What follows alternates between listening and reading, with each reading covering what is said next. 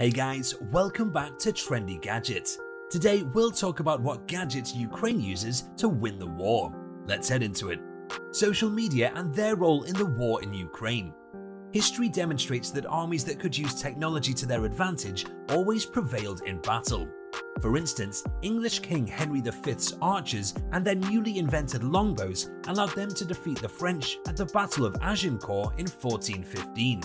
In this regard, the conflict in Ukraine might turn into another instance where technology might determine the fate of the conflict. Although major digital firms have taken steps to prevent Russian state media from commenting on the war in Ukraine on social media, this battle is also renowned for being directly tied to technology. Propaganda and disinformation are the first things that come to mind when discussing technology employed in a battle. But the truth is that there are countless ways to use technology and countless things you can do with it. The Ukraine conflict was the most technologically advanced internet-accessible conflict in history. You can see a variety of videos from the battlefield on any social media site, including Twitter, Facebook, TikTok, etc. In addition, this fight has altered how major computer companies do business and generate revenue. This is clear given how closely connected to power today's tech companies are.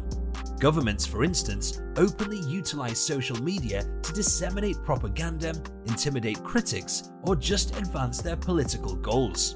On the contrary, activists use the same venues to rally supporters, denounce despots, and plan large-scale protests against governments. Government-controlled tech companies.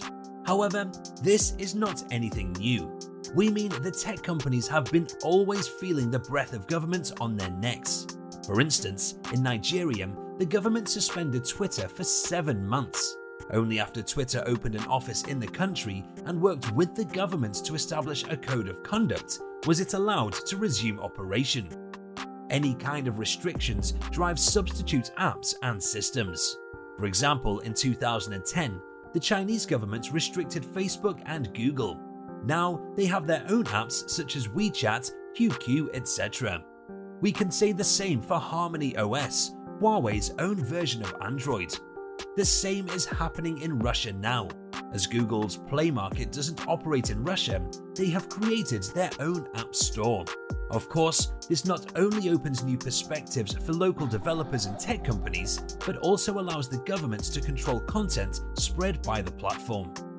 Moreover, there are 17 million Russians owning cryptocurrencies.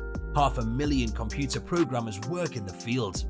Not accidentally, Russia is the world's 3rd country in terms of Bitcoin network mining activity.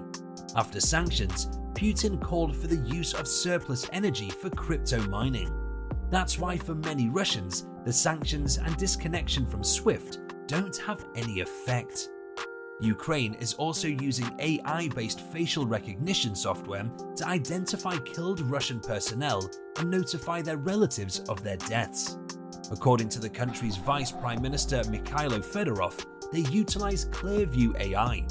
The latter uses facial recognition to discover the social media profiles of the killed soldiers.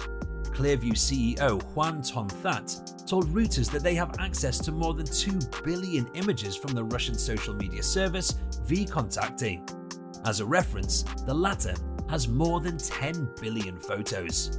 That brings us to the end of today's video. I hope you enjoyed it. Hit like if you did, and don't forget to subscribe to our channel so that you don't miss any of our videos in the future. Also, watch the 2 videos that are on your screen because I'm sure that you'll love them. With that, I'll see you in the next video.